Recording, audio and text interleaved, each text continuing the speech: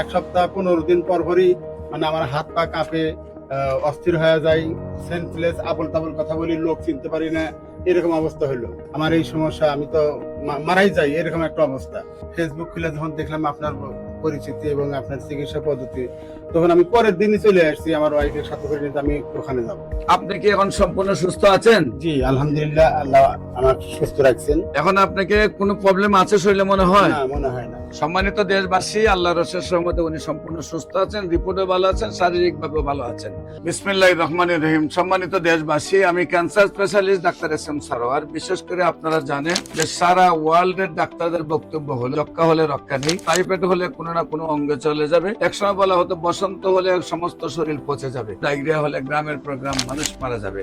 সেইগুলোর যেমন এখন কোনো ভিত্তি নেই, তেমনি এখন রয়েছে সমাজের মধ্যে সবচেয়ে বড় ভয়ঙ্কর অবস্থান হলো cancer, kidney, thalassaemia, AIDS.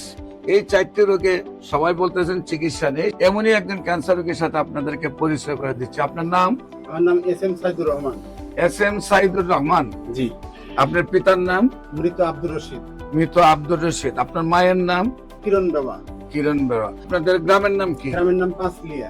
পাঁচলিয়া। Post office? Rashidabad. Rashidabad. থানা? উপজেলা উল্লাপাড়া, জেলা সিরাজগঞ্জ। সিরাজগঞ্জ। আচ্ছা, আপনার কি প্রবলেম হয়েছিল, প্রথম কোথায় গিয়েছিলেন এবং কিভাবে আপনার রোগটা ধরা পড়লো এবং কিভাবে চিকিৎসা হয়েছে একটু বলেন। আমি 2019 সালে হঠাৎ করে সেন্সলেস হয়ে গেছিলাম। তখন আমাকে জিয়া মেডিকেলে ভর্তি করা হয়েছিল। সেখানে আমি দীর্ঘ 17 দিন ওখানে ভর্তি অবস্থায় ছিলাম।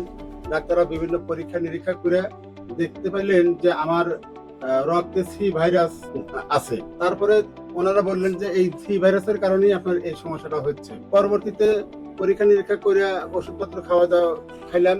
খাওয়ার পরে কোনো অবস্থান ভালো বুঝলাম না।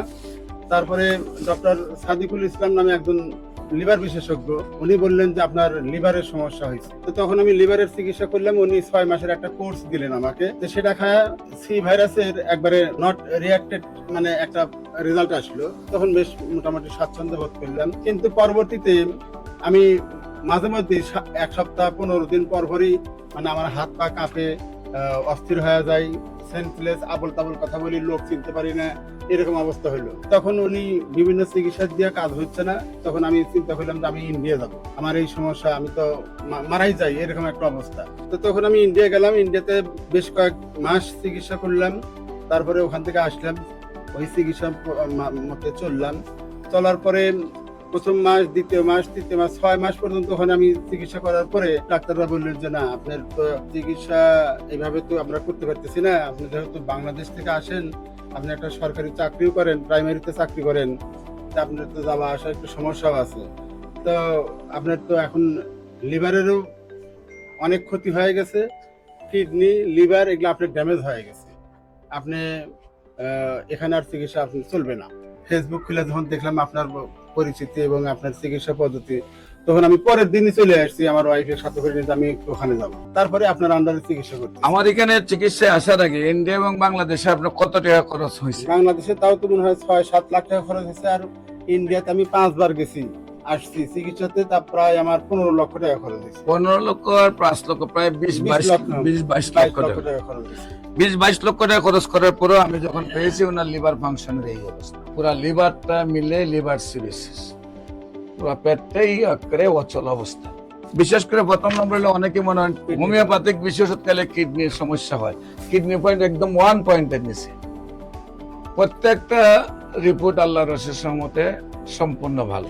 আল্লাহর অশেষ রহমতে আপনি কি এখন সম্পূর্ণ সুস্থ আছেন? জি আলহামদুলিল্লাহ, আল্লাহ আমার সুস্থ রাখছেন। এখন আপনাকে কোনো প্রবলেম আছে শরীরে মনে হয়? না, মনে হয় না। সম্মানিত দেশবাসী, আল্লাহর অশেষ রহমতে উনি সম্পূর্ণ সুস্থ আছেন, রিপোর্টে ভালো আছেন, শারীরিক ভাবে ভালো আছেন।